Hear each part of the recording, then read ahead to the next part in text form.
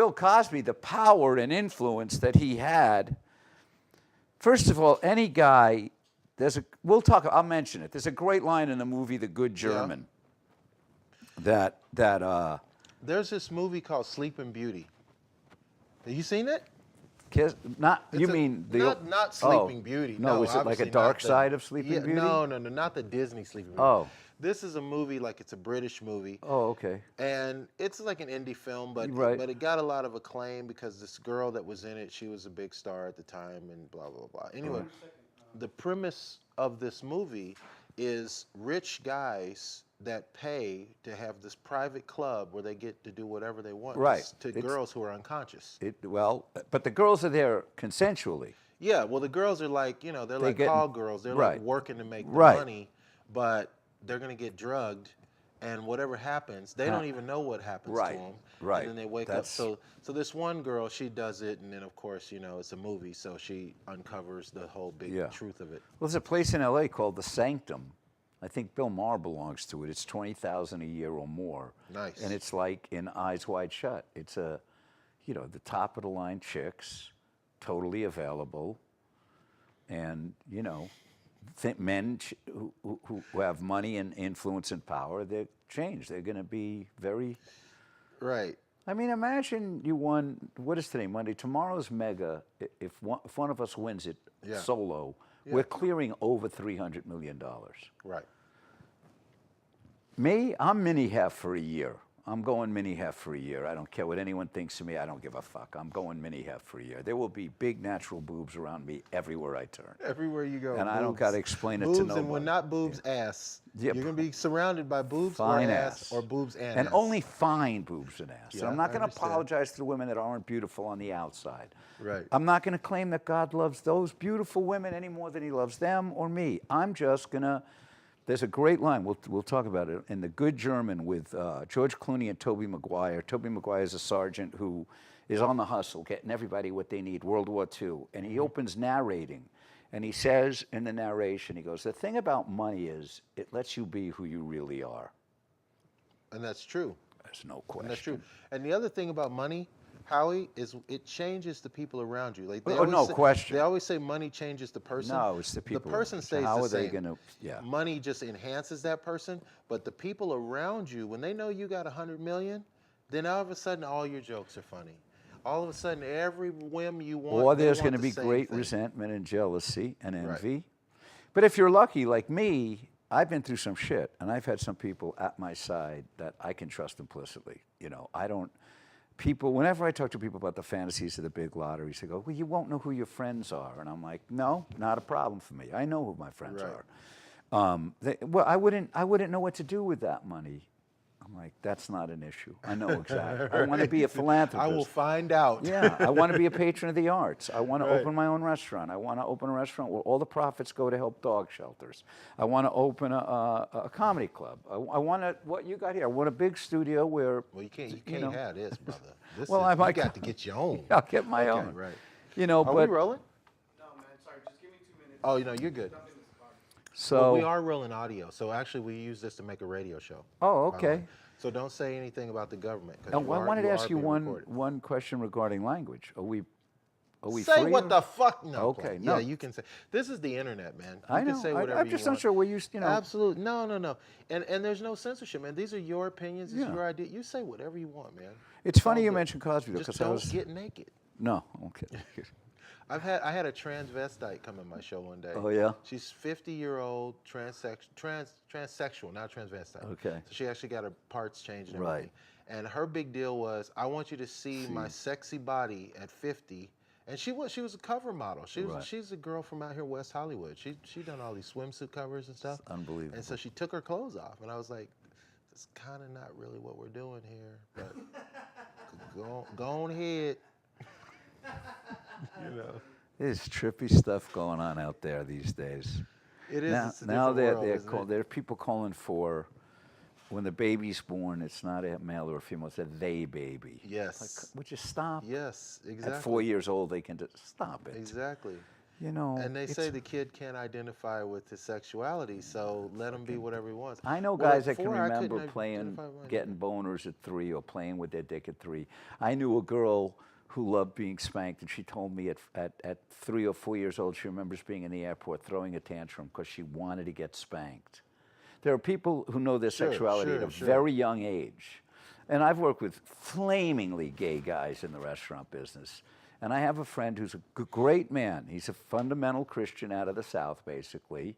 And he firmly believes it's a choice. And I'm like, Craig, Josh at Micheals, there's no choice there. I mean, Josh is like, fabulous, you know, and Craig is that. He's like on fire. He's not flaming. He's on and fire. He was always talking about his husband. Always talking about his husband. Yeah. And he's just as gay as day. And when I first worked, I went into Rockefeller Center to the Bruin Burger at 16.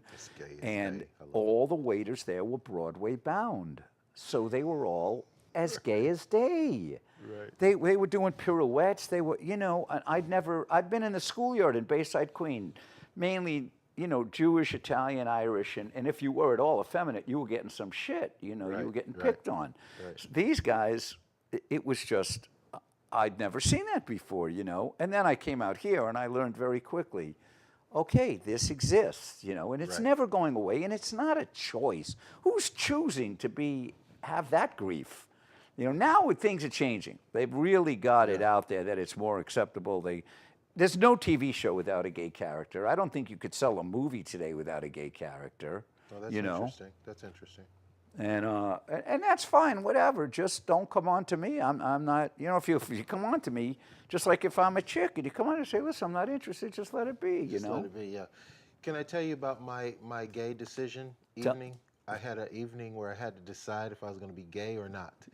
So I used to have this manager from New York, Michael. Yeah. And Michael was gay. Okay. And so he'd come out to L.A. and he'd be like, every time he came out, it was a celebration, you know. So he'd be like, hey, Ace, we're going to take you out tonight. We're going to this. And, you know, and I was a young artist in this industry. I didn't know much about anything really. But he was my manager.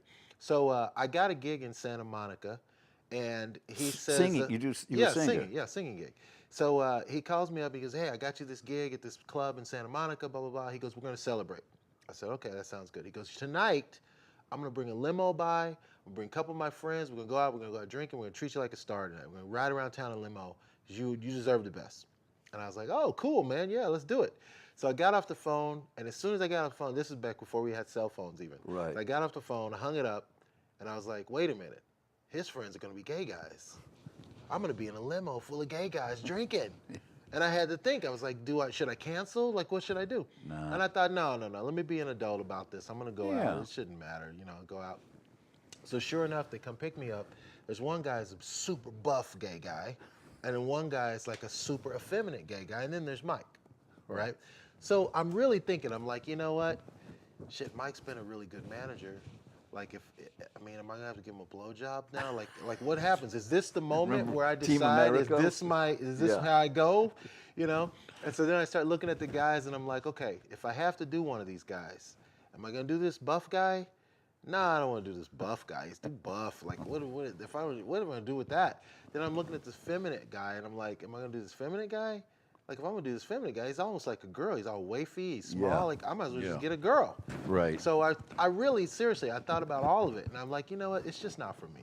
It's just not for me. So I told the guys, I was like, listen, if you guys got to drop me off or whatever, go party. I don't know, because I don't know what you guys are planning to do, but ultimately, this is not how I'm getting down. I'm not getting gay with you guys, you know.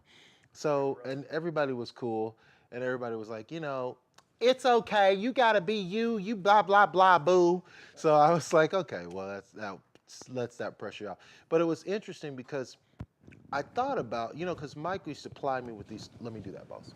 Mike used to supply me with these stories like, well, you know, Brad Pitt is gay. Well, you know, Boys to Men. That's why they boys to men. That's because they gay. So he was always giving me these stories about these guys were gay. All these guys. Hollywood was full of closeted homosexual. Tom Cruise, you know he's gay. That's why they call him Cruise. Yeah. You know, like all this stuff. And it was like, Travolta always had huge black guys on the set, muscle black guys. That was his thing. That's what I've heard. But you know what? I'm a believer in first-hand information. What are they going to say about you or me if we go really big? You've been around a while. Well, they got to say something. I'm saying that. Yeah, Not everybody loves you. Not everybody loves No, me. nobody loves There's going me. to be somebody that's going to. There's My plenty of mama people. is I've created questionable. enemies. My mom does love me. You know, there's people that are going to say, who knows what they're going to say, and who cares? Well, the thing I'm is, counting my money. I don't care. people have to have a distraction of some kind. Oh, no question. If you become famous, then it's because your wife was rich. It's because your stepfather was Jewish. It's because instead of just because you're talented. You maybe had talent. And you right. worked your ass off. Right. Instead, there's got to be a reason. I actually heard somebody once, comedian Ben Stiller, right? Yeah. Of course, you heard of him, right? Yes, that is So, Jerry Stiller. Ben Stiller, yes. But Ben's got his own talent. Yeah, but I actually heard someone arguing the fact that Ben only made it because his dad was Ben Stiller. And I was like, come on, man. You know what? Really? You can get through doors in the beginning because of who your family. Sometimes. Yeah, but to stick around, Right. you got to continue. You got to deliver the goods. But what if your dad burned all those bridges? See, that's another side that's- of it, too. There's a lot of people who don't work with you because your dad I is tell so-and-so. people all the time, this town's all about relationships. It really is. It's all about relationships. If you're a waiter in a restaurant and you're being an asshole to your busboy, 2 weeks later you could go for a reading, a casting, and it's their screenplay he bought, and he's in on the casting. And it really is that way. Oh, in there's Hollywood. no question. Are we rolling now? You've been rolling. Okay, good. Okay. Oh, okay. So it really is that way in Hollywood too. Like this is the one town. You remember the story about John Peters? You know John Peters that Yeah, that the runs hairdresser. Warner Brothers was Barbara Streisand's hairdresser. Yeah. And that's all he did was he coached her on a movie for was it Ryan O'Neal? They did in the '70s boxing thing, right? Yeah. So she says you should be the executive producer. Oh, is that how? So he goes, I don't even know what that is. She's like, you do this, you make some things happen, blah, blah, blah. So he becomes executive producer, or one of the producers, anyway, on this, main event. The main event, right? yeah. Now he's a producer. Right. He's in Hollywood as a producer. Hey, that's a movie. good influence to have on your side, Barbara Streisand. But he at that produced the time. Batman movies too. I didn't know that. Yeah, no, in the but- '80s, the '80s Batman. But I do remember he was like a celebrity hairdresser to the stars. And look, he failed up. Yep. Hey man, it's the Ace Micheals Show. Welcome aboard. This juggernaut of infotainment is what we do. If you ever want to be on the show, all you have to do is contact us. You can reach us on. We can reach us on social media. No. No, you're good. Just What's that? Saying, don't do the hands because you're blocking his shot. Oh, okay. You're sitting so close. All right. So let me open again. Hey, what's up? It's Ace Micheals. This is the Ace Micheals Show. Welcome aboard this juggernaut of infotainment. If you ever want to be on the show, all you've got to do is you can email us. The number's below. You can call us.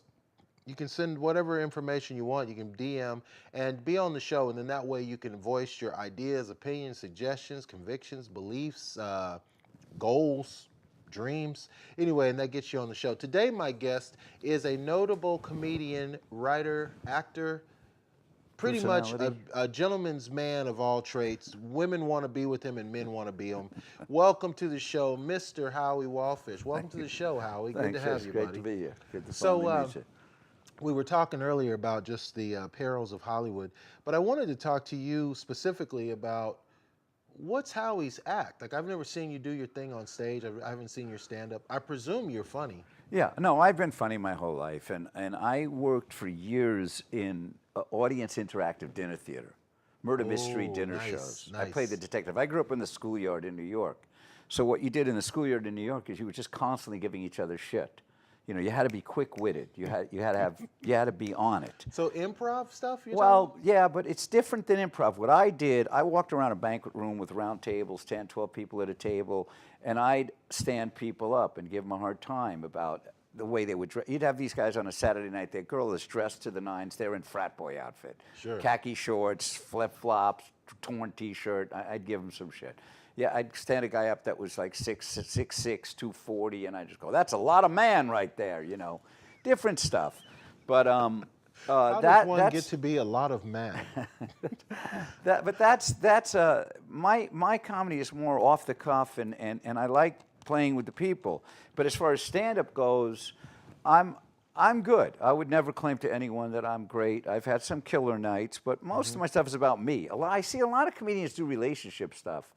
But I've been without a relationship for a while, and I'm a pretty self-absorbed individual. In fact, I open up, and especially in LA, I like to go, okay, beside me, how many incredibly self-absorbed, raging narcissists are in the audience? Right. And in LA, you should see at least 70% of the hands go up. Or else they're not being truthful. But I talk about my dad. My dad was crazy. He was what I call a screepeater. He repeatedly screamed the same things over and over. The thing is, I've come to learn that he was exactly correct about everything he repeatedly screamed. Save for the future. It's important to take a walk after dinner. They've now found out that walking is the superfood of fitness. But one of his things was he'd be cooking a big pot of like apricots and prunes. It stunk. And he'd say to me, I'll never forget, he'd say to me, it's important to have a good bowel movement.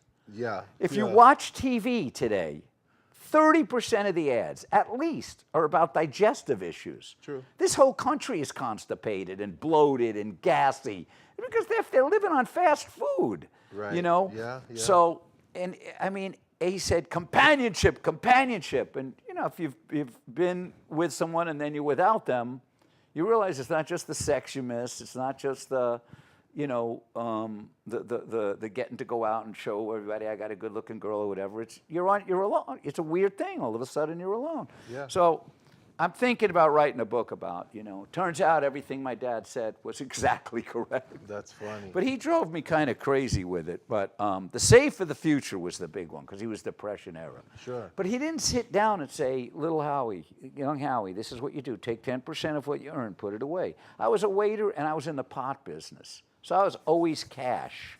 Oh, wow. So You were in the pot business as a young adult? As a young adult and again as a full-grown adult, 10 years. Nice. I shipped it to 7 states across the United States. Really? Then there was a knock. 10 years, and there was a knock. The United States That Postal knock Service Task Force. Was They brought quite a wake-up call, I'm sure. 8 of them. Yeah. The women they brought could have kicked my ass. Yeah. Yeah. There was a little Asian guy in charge. I kept saying, "Could you just shoot me now? Could you just shoot me now?" Did they do the whole get the fuck No, down? no. I had money coming. We shipped our money FedEx cash in a cigar box sometimes, and it hadn't come. And the guy was holding. He goes, "You Howard Walfish? Is this yours?"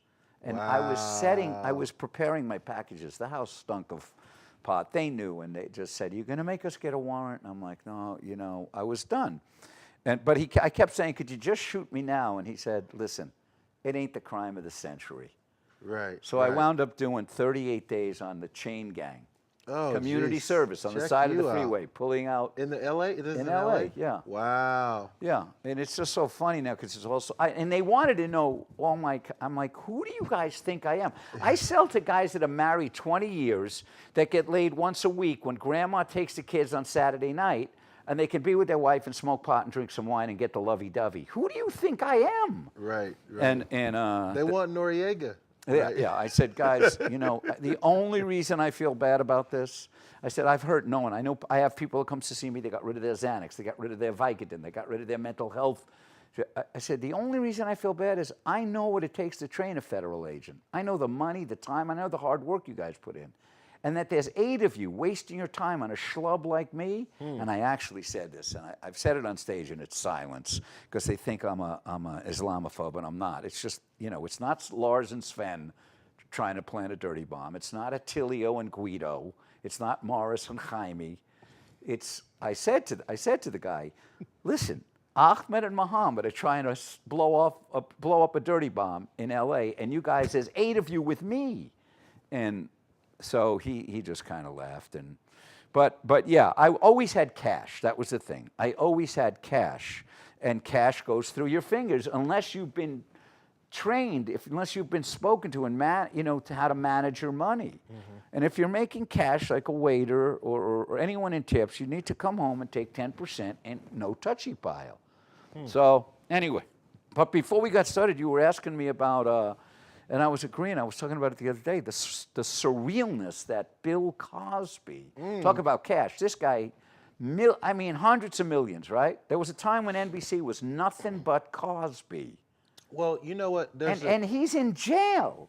Bill Cosby, at 82, is in prison for roofing or quaaluding women and having his way with them. And I don't even know if he went the full distance of actually fucking them or what his his fetish was.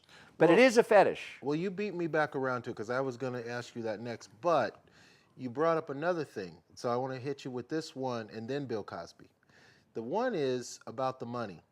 See, a lot of people don't understand how much money floats around in Hollywood, because we hear about somebody like Jim Carrey getting $20 million for a film. Yeah. And we go, wow, that's a lot of money. But what we don't understand is that with $1 million, just $1 million, a person who's fiscally kind of smart could live the rest of their life. No question. $1 million. It's not how much money you have, it's how you manage your money. Yeah. So in Hollywood, there's a trend, or there's a habit of just saying, hey, Howie goes from making no money as a waiter to now he's got 3 pictures at Paramount. Now he's making $50 million a year. And the money, it just goes like super. So somebody like Bill Cosby, who came along, he's the only black comedian of his kind in his time. Yes. He gets everything. He gets the run of NBC. They say, what kind of show do you want to put on the network? You can have it. They give him a percentage of what the ads make on all of the shows that he's on. He gets a writing credit. He gets the supervisor. Every credit. That's another thing a lot of people don't understand.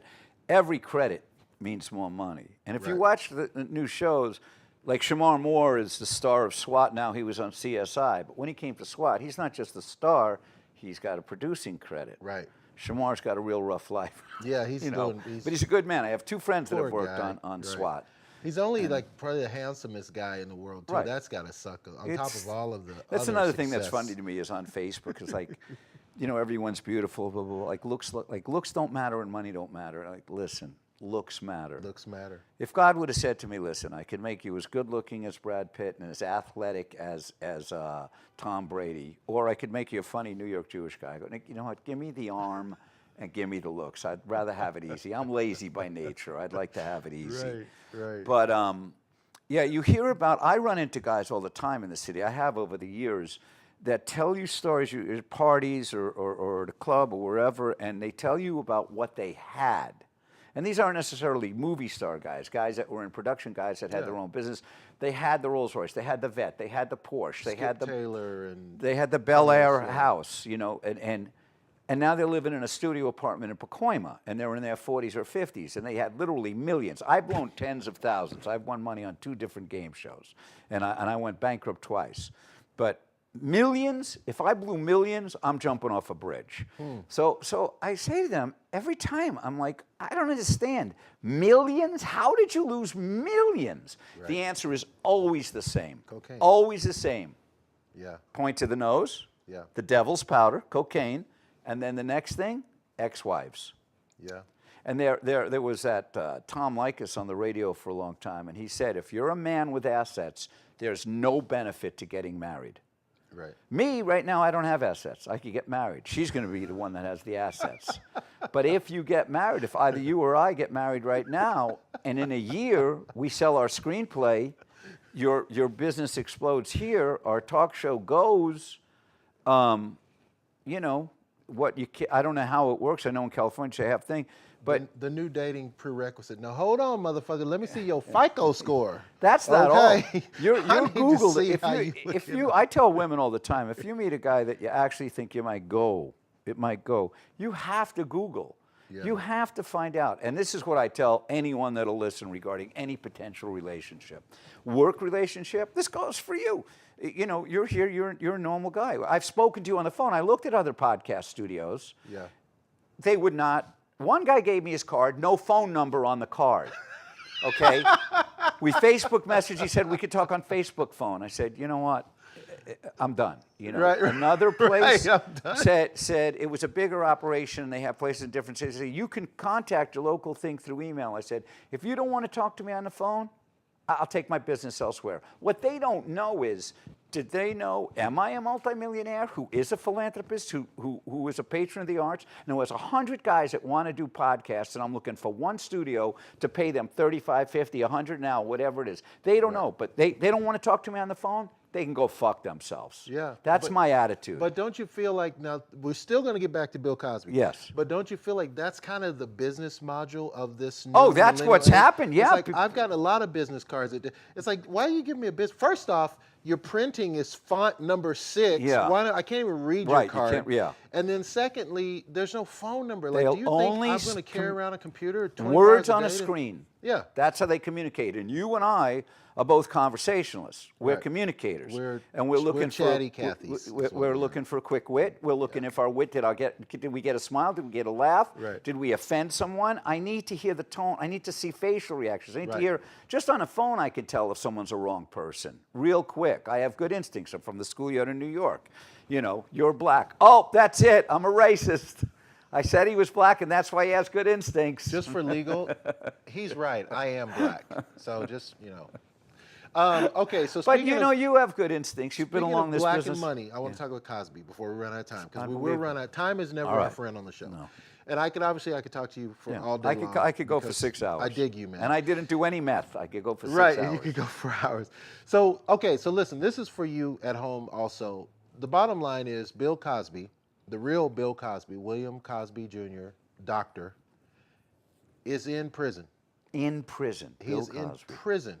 82 years old for What are 3 your years. thoughts on that? Like, I'm not saying I want to hear about your thoughts on the crime. I just want to hear your thoughts on the fact that here is a man who at 80, what'd you say? He's 82. He's And he was 82 like the years most old. beloved guy in America for a while. He's in prison. He's in prison.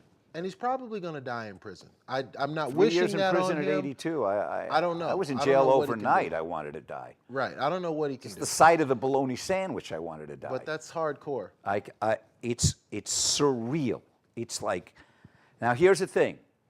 He had his fetish, and I judge no one on their fetishes as long as it doesn't involve children or doing anything to someone against their will. But Woody Allen, another comedian, he's running around free. Well, when he hooked up with his stepdaughter, she was 19, so she was adult. Many, of course, would say he was prepping her through all her years as his stepdaughter. Now, she has come out recently. Thank you for kindly using that terminology. That was a very classy move on your part. But now she has recently come out and said that Mia Farrow was abusive to her. But this is where we will never know the truth. I will say this, it's a pretty bizarre thing for a 60 or 50-year-old guy who is with Mia Farrow, who was a good-looking woman, slim, sexy, sweet, talented, and she's very big on adopting kids, saving kids, and they adopt this, she's Filipino or Korean, I'm not sure, and I mean, that was some news, man. Woody Allen has taken off with his stepdaughter and is marrying her. I mean, and he still makes movies. There's still plenty of actors that work with him, and there's plenty of actors that want Roman Polanski to come back and work with him. But the story on him, I heard years back, and again, I don't have any first-hand information. The mother was in on it. The mother wanted her daughter to be a star. The daughter was 13 or 15, but looked way beyond her years. Right. I believe Polanski when he says he doesn't know she was underage. I'll believe that. They got in the hot tub. They got busy. Whatever. The mother was there, and then the Kevin Spacey first accuser. 14 years old at a Broadway after party. Where were the parents? Right. What is, there's drinking, there's smoking pot and drinking at the very least. Most likely there's cocaine there. At, any entertainment party, rap party, even in this day and age. But back then, where are the parents? The parents, that's their goal, their meal ticket. I'm not saying, I don't know his parents, but it's kind of weird. And then the 17-year-old that went after Asia Argento. He was her 7-year-old son in a movie she produced, and she was the mother. Now it's 10 years later, she's seducing him. Right. I'm sorry, your 17-year-old boy and a hot 30-year-old is fucking you. I don't think you're being abused. I don't think you're being sexually molested. Right. I think you're pretty damn happy. Well, let me ask you the question that's really on my mind and my heart is, again, not about the allegations of Cosby or what did and what didn't. Has Bill Cosby's story polarized the comic community? Oh, I don't know. I'm not that in touch with the comedy community. There was Louis C.K., who was really, it was well known for many years, to my knowledge, for many years. Yeah. So he got the women finally, turning against him. I think he'll bounce back. Cosby's done. He's 82. He's in jail. Right. Well, now on that note, I used to hang out at the Comedy Store. I was really good friends with Eddie Griffin for a while, and I practically lived at the Comedy Store, right? So funny. And at that time, and I'm not going to call out any names, but that was kind of the thing. Like, if you did your set and you got done, and the girls who were hanging out in the patio after you were done, they were hanging out there for only one reason. They were like and groupies. you could pretty much pick anybody you wanted. You It's could like leave. rock and roll groupie. It was what it was. Yeah. What it was. And Yeah. there wasn't any weirdness to it. There was no misunderstanding Well, of that- what yeah. was going on. It was, hey, you want to be with a celebrity, hang out Plenty on of the women like patio. that, I'll right. come grab you, put you in my car, and we'll go up to my place in the hills. And we know what's happening after that. Well, that's another thing that was so confusing when the Cosby allegations came out. That would be like Mick Jagger having to roofie someone. You're Bill Cosby. You don't got to roofie nobody. Well, just like Charlie Sheen, you don't have to hire hookers either. Right. You're Charlie He Sheen. likes Plenty that. of women would pay you to be with you. So you know what? don't- I knew one guy, though, once that had been married twice, and I asked him about, he now had just gone to massage parlors and dealt with hookers. And I said, what about, the relationship, the friendship aspect? He says, Howie, I got plenty of friends. I got enough male friends. I only need women for one thing, and it's much easier. I go, I pay them, I get what I need, it's Sure, done. I don't sure. get any of the headaches. Sure. I do know people that are in good relationships. Sure, no, I But get I it. know a lot of people, but here's the thing. Why would Cosby have to do that? And this was in the day of Quaaludes, the greatest of all drugs. Because he couldn't help it. Well, it was Because a he- compulsive fetish. Yeah, because he had to do that. That's what in did it order for him. to get off. to get that was exactly his correct. thing. So without, he doesn't want anything to do with a woman who's conscious. He wants a woman who's unconscious. He's got a beautiful wife. We never even talk about that part. No, He's she's got a in total beautiful, denial, intelligent apparently. wife Yeah. who's capable, who's behind him. She's doing everything, but he doesn't want that even. He And that's wants, Did he? Okay, you're in a relationship and you know you got kinks going in, or you discover kinks along the way, or your girl surprises you with the kinks that she likes. Right. So you communicate, and either you're being judged again, and that relationship's over, or your beautiful girlfriend or wife says, "Honey, if that's one of your fantasies, to have a girl passed out like in Animal House or like in a lot." And you want to feel me up and even actually have sex with me when I'm passed out, we can do that. You're my husband. I trust you. Right. If that's your thing, let's do it. Right. But when we're done, I want you to put on the chicken mask and run around singing thick as a brick. People have, sexuality is a very complex thing. And I had one girl I'll never forget, and I was raised, you don't hit women. Yeah. The discipline, and bondage thing is a different story, but you don't hit women in the face. You don't. I've since learned. I met one woman. That's what she wanted to do with me. This was a few years back. She liked slapping men in the face. That was a kink for her. But years ago, I was with a woman, and while we were going at it, she said to me, "Slap me in the face." And if she would have said, "Slap my ass," no problem. If she would have said, "Pull my hair," no problem. Yeah. Yeah. I can't slap you in the. You don't. I can't. But that was her thing. Now, clearly, looking back on it, and I've looked back on it a few times. Most likely, she was abused. I don't know. That you're not net just because you have a different Or the kink. fantasy could have come from her never being abused, and somehow in her mind she wants to experience that. As they talk about. In fact, I watched NYP. I've been addicted to NYPD Blue repeats on Hulu. They've been running it on the TV, and I was watching. It was the greatest show ever, probably. Dennis Franz was amazing as Detective Sipowicz. They came across a woman got raped, and she said, apparently she had an alter ego on one of these fantasy rape chat rooms. So when they got the guy, they were able to locate the guy. He's like, "What are you talking about? I didn't rape anyone. It was told that was the deal. She laid it out. I have all the IM messages." Yeah. And in fact, he did. And so this guy's belief was, They were engaging in a fantasy. But Right. what they didn't know was the woman's husband had a girl that he'd been screwing around with, and she wanted to fuck over the wife. So she set up a fake fantasy rape thing, and that's what it was. But there are people who are on the web in all kinds of chat rooms of stranger, what is that, glory hole? I don't know. You put it through a hole in a bathroom or they have parties and women just suck. Howie, you're asking the wrong person. Well, because I know I've done much. I have no. I was raised idea my dad was very all. repressed, so I was very fascinated by sexuality and sex. And each girlfriend I had when I was younger always told me I overemphasized sex. And there was a reason for it. It was because my friends, their dads would tell them, keep it in your pants when we were leaving their house. My father never acknowledged sexuality. Sure. He was very, very uptight. So I've learned a lot, and I've learned they have these parties or the glory hole. The guy sticks it in a hole. It's totally there's an anonymous. Again, the key word in all these, we can see them as weird. We can see them as bizarre. But the key word is consensual. That's the key word. That is correct. If a woman wants to have sex with 5 guys at once, and there are women that do that. In fact, when I was in my 20s, I found a woman at the Palace on Vine. She was out from back east. I think she came from a family of big money and maybe even a politician dad. But I picked her up. This is during Quaalude days. And so Quaaludes, you're totally uninhibited. Totally uninhibited. Or you get knocked out. And that's what Cosby used. He used Quaaludes in a drink. Most women would be, most women should take just a half a Quaalude. Your fingertips tingle.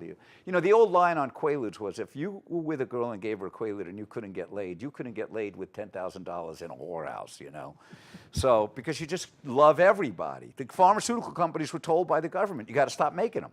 If you keep making those, all that's going to happen in America is people are going to be fucking all day and saying, I love you, man. Nothing's going to get done. So this woman, she was out here for the specific reason of sexually adventuring and being a complete slut, quote unquote. I took her home. I had my way with her. We had our fun. I told her it was my pal's birthday the next night. And I had a few pals, and she went with us we parked across the street from the restaurant. I sent her in there with a note from my pal Kevin. And it said, I'm your birthday present, wrap it up. Howie says, just let go of the tips, you're coming with us. And it had huge glass windows. We were able to see Kevin, the 3 of us, 3 or 4 of us in the car. We were dying laughing. That girl went with us to a house, my friend's house, and she had sex with every one of us. Well, I'm not an anal guy. I don't know if any of my pals went that route. But she blew everybody. Nobody forced her. Nobody coerced her. We didn't give her any drugs. That's what she came out here for. I couldn't get any information about her reality back east. But it was clear she wanted anonymous sex with anonymous men, and she didn't care. I mean, that was her thing. Wow. At this point, I now know people who really have healthy, well-adjusted, truly trusting, intimate, loving relationships. And I'm like, wow, that would be kind of cool. Because the women I'd been with over the years, there was either too much of this, and my mother was not an alcoholic, or they just were too young, and some people aren't monogamous. Yeah. That's what I admire swingers, because the immorality to me is not in multiple partners. Orgies. The immorality is the deceit. Yeah. Don't tell me I'm the telling only lies about one. it. Yeah, If yeah, I was yeah. a woman, I watch a show I'm a big true crime buff. There's a show called Deadly Women. Oh my gosh. Women I used gotta to sit and watch TV with you sometime. women used to just poison. Poison was the thing. That has changed. Women are now releasing their rage. There's a lot of homicides. The guy's been stabbed like 82 times. Right. So they had Candace DeLong as the FBI profiler that they would cut to. She was like not the narrator, but she was the consultant. Red hair, green eyes, good-looking woman, and she was the profiler who caught the Unabomber. She was the lead profiler. Remember the Unabomber? Yeah. The sketch, when they caught him, he looked exactly like the sketch. Right. So when this woman talks, you listen. So they go over the story of this one deadly woman and what she did. The guy had come over, they had been broken up, she said she's lonely, she wants to fool around. So he thinks, what the hell, I'll go over, we'll fool around, and then I'll leave. Yeah. They fool around. As he's walking out the door, she stabs him like 62 times. Jeez. And because she thought since they had sex again, they were back together. And then they cut to Candace DeLong, the woman who caught the Unabomber. She looks right in the camera and she goes, never have sex with a crazy ex. And then on another one of the stories, she looks in the camera and she goes, her mind was a Disneyland of mental health problems. So I always tell people, the first thing you want to know if looks like you might get in a relationship, in this day and age, at our point in life, there's nothing more, at any age really, but there's nothing more important. I can't stress this enough. The first thing you need to know, how much do they drink?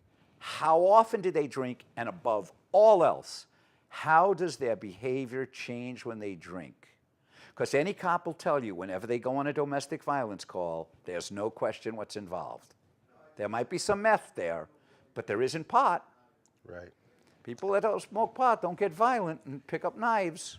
And that is what's up. Hey, we're out of time. We're going to have more good family values talk with Let me tell him about my projects. I know. Believe it. He's actually working. I was here to talk His about my mentality. projects, and we got off on sex and deadly women and Cosby Bill. Do your plug, Howie. Okay, here's look for it. First of all, I'm on Facebook, Howie Walfish, HOWIE WALFISH. Walfish, just like it sounds with one L. CrazySocialMediaStories.com. CrazyDatingStories.com, both on Facebook and on social media, on Instagram. I never really Instagram before, just Crazy Social Media Stories and Crazy Dating Site Stories. We're getting ready to launch right here at Pop Blast. At Blast Pop Media. Blast Pop Media. So, because I was originally going to just go microphones, but I'm going to have a co-host who's going to be a stunningly beautiful woman to offset my intensity and be able to give me some shit and have comedic chops. So cameras are important. And everyone, I refuse to believe there's anyone that doesn't have a crazy social media story.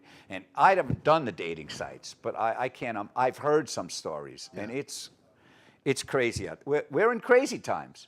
And I think we are going to see the aliens land. We will. So thank you. God bless you all. Thanks for watching me. Hey, man, it's Ace Michael Show. Listen, if you want to be on the show, make sure you send your email. Make sure you call the number, and you can be on the show. You know what I say at the end of every show, and I mean it. Live the life you love. Love the life you live.